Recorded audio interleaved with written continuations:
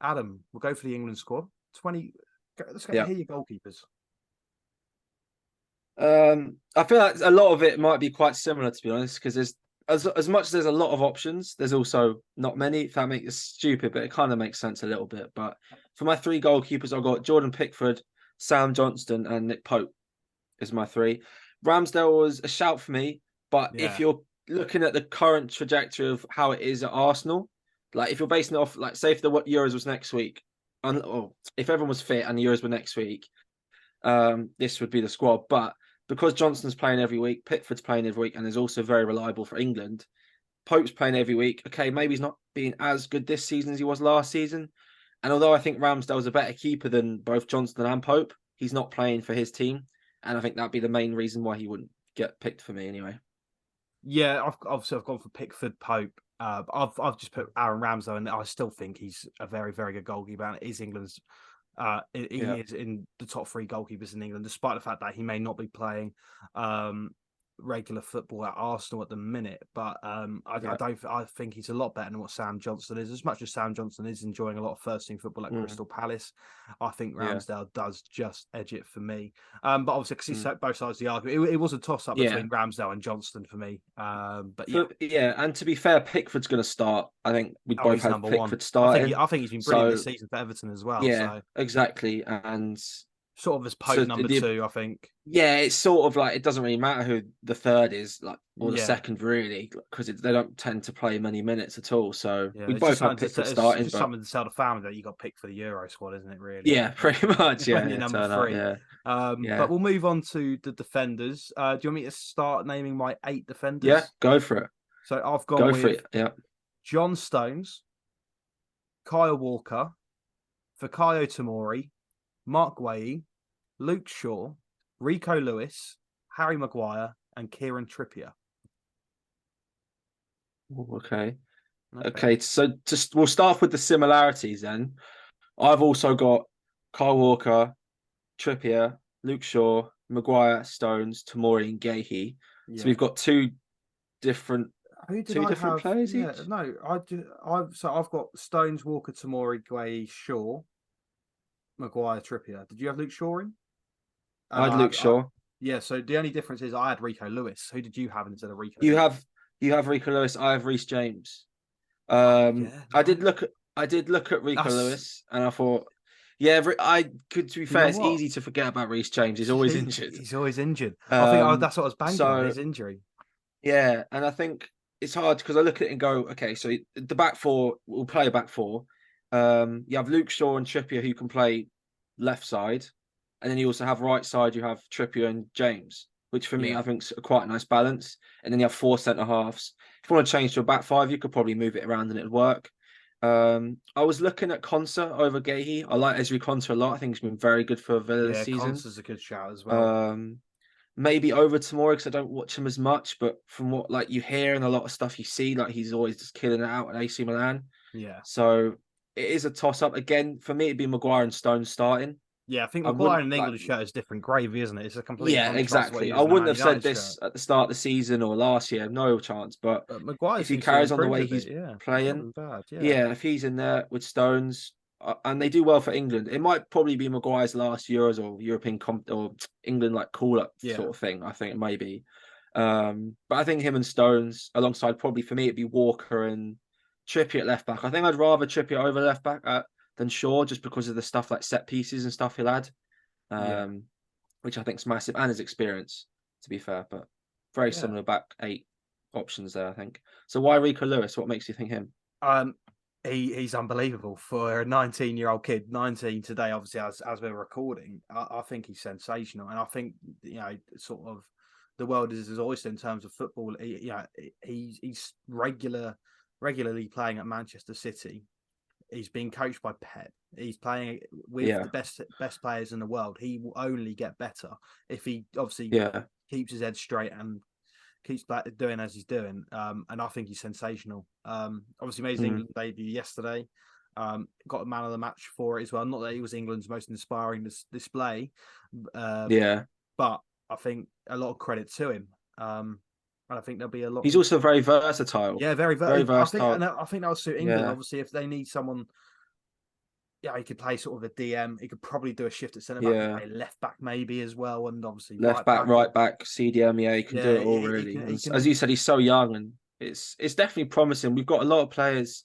I think he's like that. A good shout. Obviously, Reece James completely just went over my head. Because I think it's easy to do that. There's so many. Yeah, he's I definitely think Rico Lewis will be in the next one, if not this one. He'll definitely be in. What would it be? The World Cup 2026 World Cup. Yeah, 26. Yeah, 26.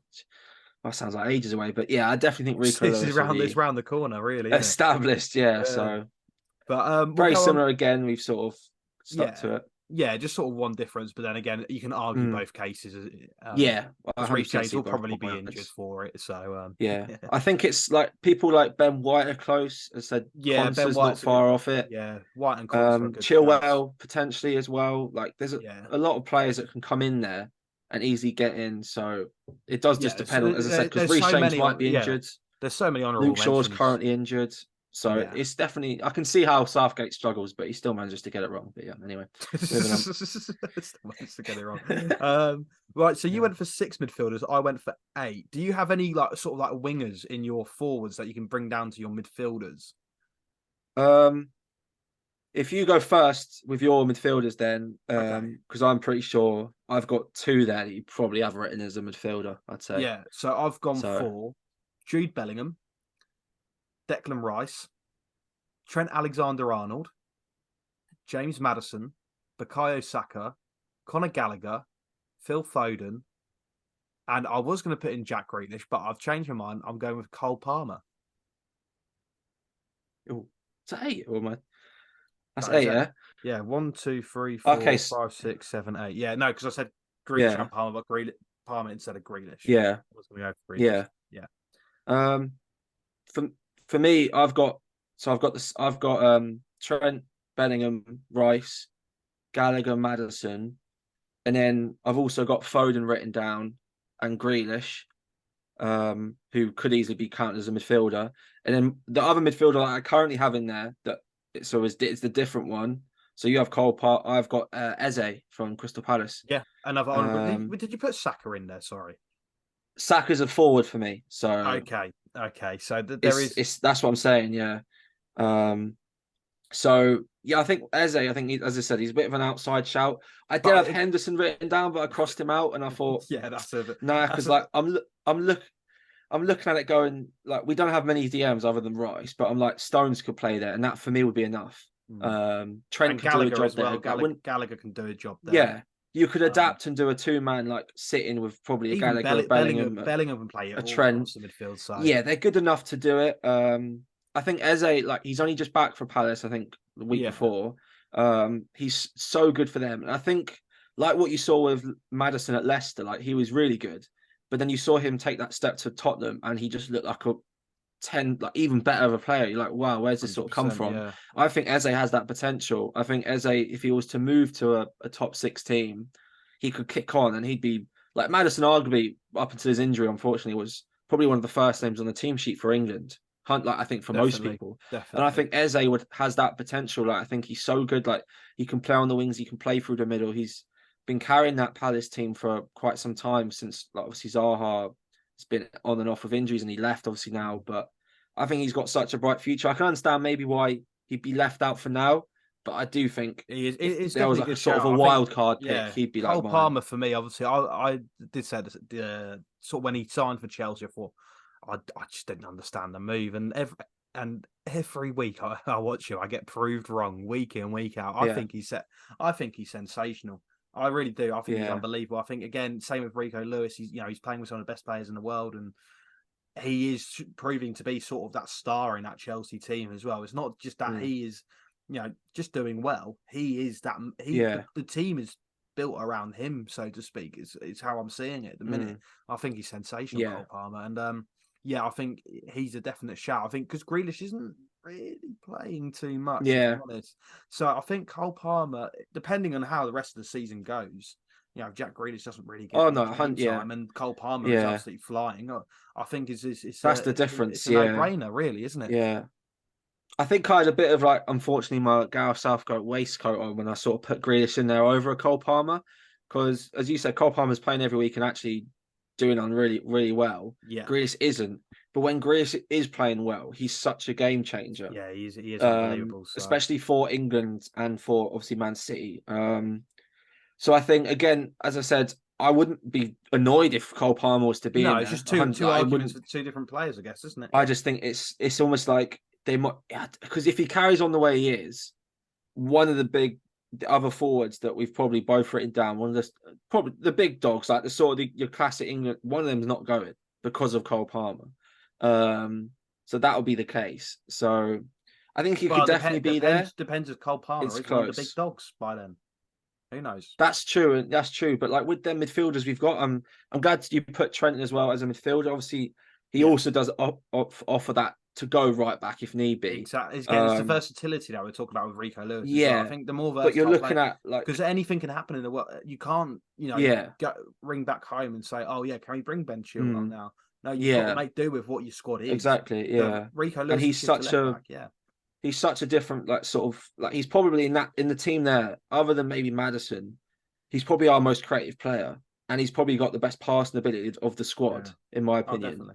And to have someone like that in the team for not just set pieces. So if you're not playing Trippier, you have him, or Maddison, you have him as well. They're all options that someone off the bench that could sort of change a game, and that's what I wouldn't say he'd start every game as much as I'd love to see a midfield of Bellingham, Rice, and Trent. I think that'd be unreal. I think Maddison, Bellingham, and Rice would be my chosen midfield three. So I think it'd be exciting to bring that sort of group of players. And Conor Gallagher, to be fair, definitely deserves a shout out. He's been, I think he's been very good, terrific this season for Chelsea. And they tried. He's an option. He can play sort of that as an 8 and as a 6 as well when need be. Yeah, and he's looked like in that Chelsea midfield where they've spent 250 million on the other two lads. He's been the standout player. Yeah. And obviously they nearly sold him to, I think it was West Ham at the start of the season. So it just shows that he's sort of taken that on board his point, worked hard. I deserve to stay here, definitely. We'll move on though, to the forwards. You've kind of named Foden and Grealish now from your forwards into your midfielders, so exclude them. We know one of your forwards is Bukayo Saka. Do you want to go first? Do you want me to go first? Because I've got a rogue shout. So my other three forwards is Kane, Rashford, and Watkins. Obviously, I've got Saka, Foden, Grealish, but Kane, Watkins, and Rashford are my other three. Okay. Who have you got? Harry Kane, Marcus Rashford, Raheem Sterling, and Ivan Toney. Yeah. Because I think, for me, Raheem Sterling in an England shirt. Also, Raheem Sterling this season has been very good as well. Let's remember that. I'm thinking but Raheem Sterling in an England shirt. I've completely forgot about Sterling. I think Marcus Rashford also in an England shirt, especially during that World Cup, was unbelievable, especially during the group stage. He is, but his form's been so poor at the moment. True, but Marcus Rashford does. It's a hard product. It is, and then I've got. That's the thing. He's got that ability. I think Ivan Toney, when he's back in January, if he that back end of the season, if he plays as well as what he was doing prior to his ban, I think he's a no-brainer. I think he is England's second best striker. Obviously, don't get me wrong, Watkins, brilliant. Callum Wilson as well, brilliant as well. Two other names that easily can be in there. I think it is an actual. All right, let's behave. Behave, mate. But it is. So wait, you had Kane, Watkins. No, I had Kane, Watkins. No, I had Kane. Sterling, Toney, and Rashford. Yeah, Sterling and Rashford. Oh, okay, so you swap Watkins for Toney and then okay. But Ollie Watkins is a very good shout. It is a toss up between Ollie Watkins, Callum Wilson, and Ivan Toney. I forgot about Toney as well because I think I slightly thought about him, then thought, nah, they wouldn't because of the ban and stuff. But he's still got that back, which might be the only reason. It might be the only reason because it's a bit. People might think it's a bit controversial. That's the only thing. Also, it depends how he performs in the back end of the season. When 100%. Because if he does have a stinker, of course he's not going to be in the squad. Yeah. But if he's come back to any sort of form like he was at for Brentford, then he definitely deserves to be in there.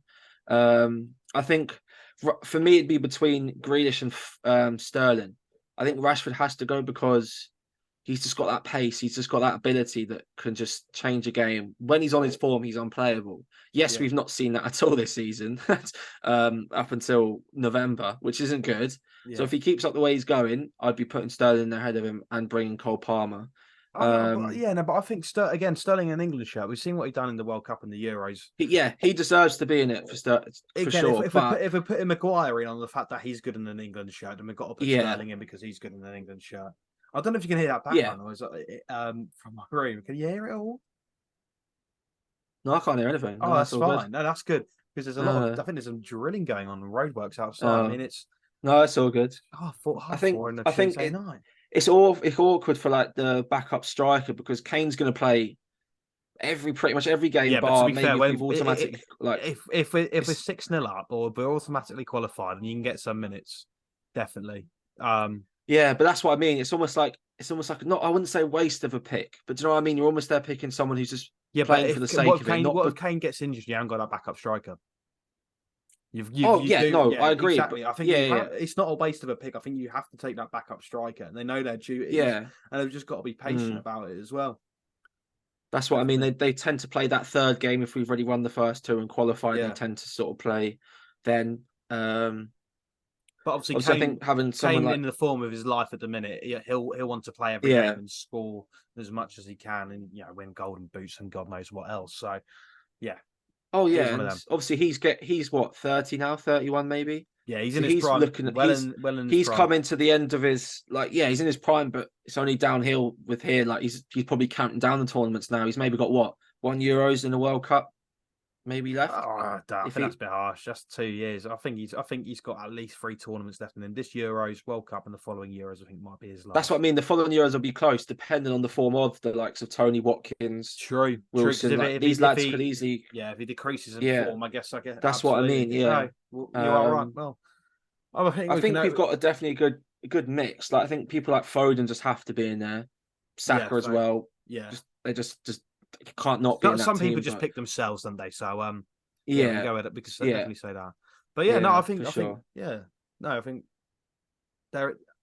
there are. Optimistic. But the thing is, there's definitely an optimism for England. I think, especially with some of the players they have are genuinely world class. So who knows? I just hope the manager can get it right. That's it. Yeah, that's the thing. You just hope the manager gets it right because the thing is, we look at that and you're working out how to play it. Like you think, okay, you have a midfield of Maddison, Bellingham, and Rice.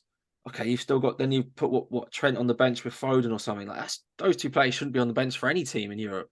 Like, do you know what I mean? Like you always have to rest someone. That's just the difficulty, I suppose, when it comes to it. And I think that's the thing. If you're resting those sort of players, you've got to be considering yourself as one of the favourites to win the tournament. Yeah, 100%. Especially looking at the forwards and the midfielders, we've definitely got some of the best go into the competition. Defense, there's definitely room for improvement, but I think midfielders and forwards definitely there's not many teams that could sort of have the same firepower we have there for sure.